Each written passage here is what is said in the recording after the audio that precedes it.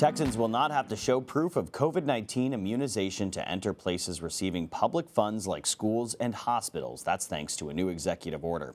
Republican Governor Greg Abbott made the decision citing privacy concerns and infringement on freedoms. Fellow GOP Governor Ron DeSantis also banned the so-called vaccine passports last week in Florida.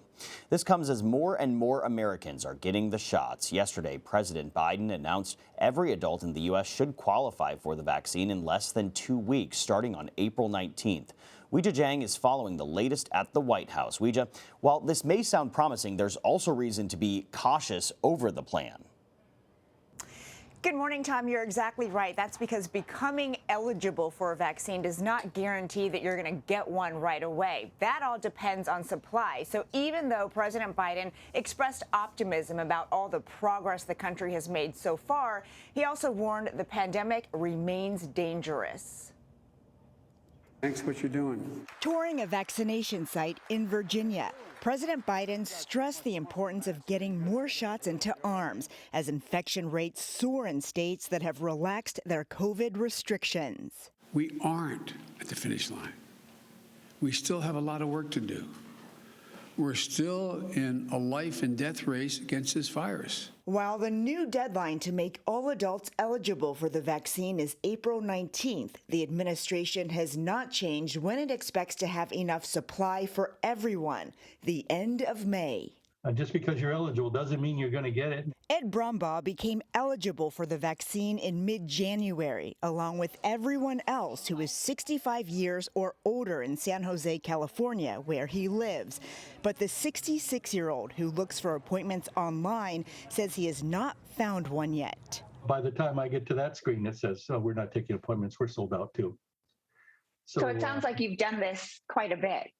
Every day for the last 2 months. 63 million adults in America are fully vaccinated, and the U.S. is currently administering about 3 million doses a day on average, up from 1 million in January. The White House said it continues to ramp up supply and expand vaccination sites. Brumbaugh said he's trying to remain patient while he waits. It's frustrating that I have to keep checking like this, but it's also understandable. I mean, you know, the entire nation is suddenly trying to get a shot. The CDC announced that nearly 80% of teachers, school workers, and other child care workers have received at least one dose of the vaccine. That falls short of President Biden's goal of getting to 100% for them by the end of last month. However, his goal of administering 200 million shots in his first 100 days is right on track. Tom? Really promising progress there. Weijia, the man we just heard from in that piece has a story similar to what we've been hearing, particularly from older Americans who have been struggling to secure vaccine appointments. Does the White House have a plan to address this issue before it tells all adults to get in line for the shots?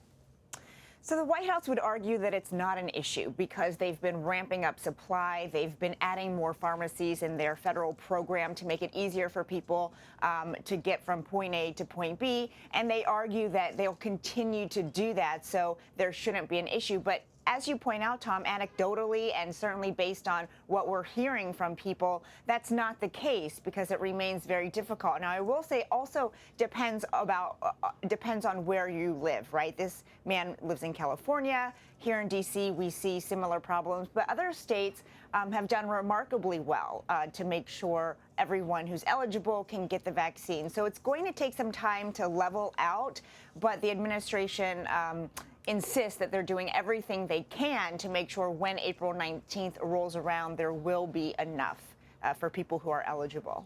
That's a good point. Now, I want to talk about the variants. It seems like more and more are popping up by the day. As the vaccination rate rises, so are COVID-19 cases in some pockets of the U.S., which the president addressed yesterday. What most concerns the Biden administration about the spikes, and what are officials doing about it? So Dr. Anthony Fauci talked a lot about this recently, and he said that is why it is so critical to get the vaccine to as many people as possible, because he thinks that will be able to keep any surges down. And he's really hesitant to use that word, that even though cases are going up, it's not exactly a surge yet, according to Dr. Fauci, because the rate at which things are increasing is not spiking in that way. But, you know, the worry here is that not enough people will get that protection before those numbers do go up and the cases do continue to spread. And that's why they are stressing that when it is your turn to get a shot, they are also telling people that this is not the time to ease off on the safety measures that we've all been doing now for so long. And so, you know, wearing masks, social distancing, even if you are vaccinated, that doesn't mean you should just go into the public and, you know, be arm in arm and shoulder to shoulder with people. There are specific guidelines as we all ease into this together. Yeah, as tempting as it is to ease up, we're not quite out of the woods yet. It's important to remember that. President Biden, changing gears here, is expected to speak on his infrastructure package today. This comes after a key ruling from the Senate parliamentarian, basically, which means Democrats only need a simple majority to pass it in the upper chamber. How has the White House reacted to this ruling, and does this mean they won't seek significant input from Republicans? Well, the White House acknowledges that this is a win for the president's legislative agenda if it has to come to that, if they have to use the reconciliation process again. But the press secretary, Jen Psaki, insists that they still want to engage with Republicans and hopefully get bipartisan support for this massive infrastructure plan, which is what they also said when it came to the American Rescue Plan. But she also said what the president will not accept is inaction. And it looks like Republicans are not on board with this. So in order to take action, it looks like the Democrats will have to rely on reconciliation yet again. But for now, the conversations, negotiations, and trying to get to a compromise, those are all still happening. So given this decision, Weijia, I'm just so curious, does it appear that the White House intends to use this Senate ruling to pass other legislative priorities beyond the infrastructure package?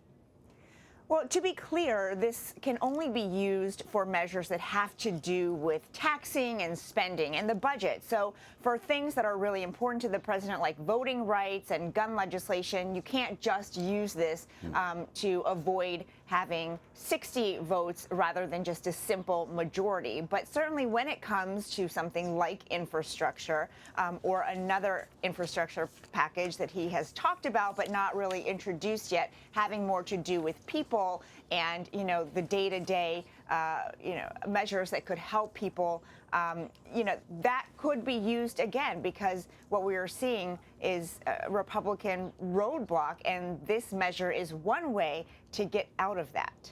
Weijia Jiang at the White House, your insight always appreciated. Thank you. Thanks, Tom.